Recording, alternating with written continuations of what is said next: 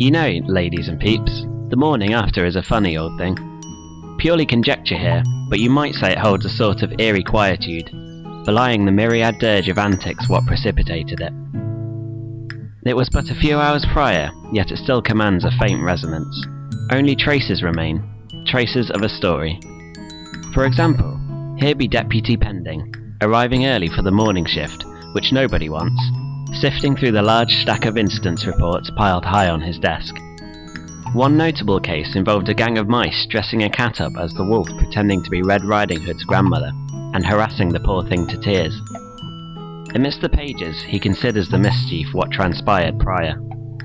Or indeed there's his cousin, Reverend Severance, who enters fresh at Breeden Hill to prepare for Holy Communion, only to find some extremely cheeky scamps have defaced the marble bust of Christ with crayons. What fun those rascals must have endured, he thought. Then there's hobbyist paediatrician Jeff in every sense, somewhat inconvenienced by having to type in his PIN number with a rusty old stick, because the screen and keys are ensconced with sick. Oh, the mirth inherent, he pondered. Of course, shortly before this, there was Mr. Abraham Didcot surfacing before time to set up poles for his fruit and veg stall among the morning fog, illuminated by a misty sun performing long shadows on the floor, only to find broken glass scattered random around young, every so often entrepreneur Jeff in every sense, sleeping under tarpaulin, using his £500 Gucci loafers for a pillow.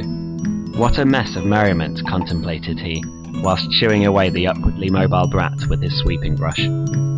Somewhere among all those disparate elements, there lies a common thread. This is a tale about it. The happy smiling germ had spent the past several weeks racked with traction, which, while unfortunate, is about as riveting as the carburettor chassis from a 1979 Burgundy Plymouth. Plus, there ain't much pretty about convalescence. In none was this attitude more prevalent than in Reg the Propeller, who disliked the smell. So off he flew in search of some scurrilous mischief. He decided to go on a date with Christine Domingo, whom he'd been seeing for about 3 weeks. They went to the picture show. They had some dinner. It was obviously fresh. They ended up at the fourth wall, a hip, naughty night kind of spot. They had Bonanza daiquiris and had a play on the latest craze video game, virtual queuing. After a while, Reg heard a song he was kind of familiar with. It was then that he noticed the happy smiling germ at the piano, well and truly wrecked out, performing a song he'd written in longing for the formidable beauty, Esme Kipper.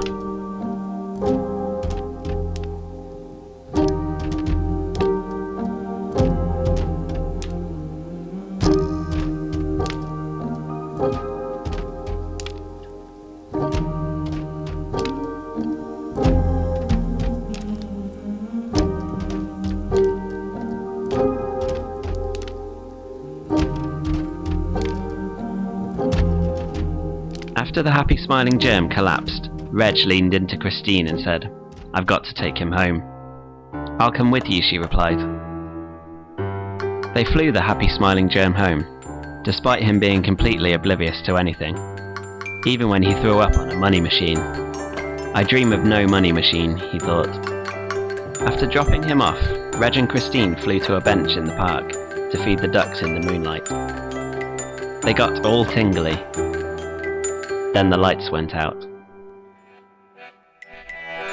Reluctantly, Esme Kipper had agreed to go on a date. Her friend Laurie Metcalf had arranged it with a young man, Jeff in every sense, who sometimes moonlighted as Minister for the Interior. She'd met him in passing a few times. They met outside the fourth wall, a popular local setting. After some initial awkwardness, Esme Kipper managed to muster a few words, being that she didn't talk much. Not at all really, since her brother was sent east, though one wouldn't wish to speculate. Soon enough the two were wrapped up in the rudiments of almost conversation. All in all, they were enjoying each other's company. Alleged pure collector, Jeff in every sense, excused himself to the loo. A waiter, whom she was sure she recognised, stood beside her, which she took to mean, "May I get you a drink?" She nodded her head, not even noticing the happy smiling germ's yearning gaze. When part-time garage mechanic Jeff in every sense returned, he seemed different. Not before a few derogatory remarks, he grabbed Esme Kipper by the galoshes and lunged her longwise through the fire exit into some bushes. Men are slime.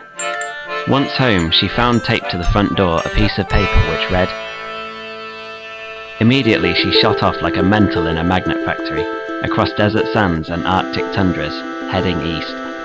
Destination, Nantwich. Purpose, brother. Then the lights went out. Miss Mormon awoke feeling extremely twitchy, in a sex way. He needed a date. It was then that he recalled the formidable beauty Esme Kipper, whom he had heard was going to the fourth wall that evening.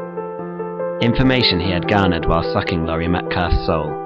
He needed self-esteem, so he hastened to Dr. Dre's Appearance Expertise boutique. He got a new suit and a new brolly, but still didn't feel confident enough. Dr. Dre suggested a wig for receding hairlines. Perfect, he thought. Only their wigs were rather pricey and not nearly big enough. So not before sucking in the soul of Dr. Dre, he hastened to his favourite hole, the General Hospital, which was almost totally empty. Except for Dr. Malcolm Practice, who informed him that, "I'm afraid the only inhabitant of this here hospital is a head-sized, hairy bacterium in Ward 39. Distracting Dr. Malcolm Practice by sucking on his soul, Miss Mormon plucked the happy smiling germ from his leg cast, who at the time was doped up on laudanum and half trying to watch that minute's edition of Law and Order, Berwick-upon-Tweed. They made haste to the fourth wall, making waste on the way.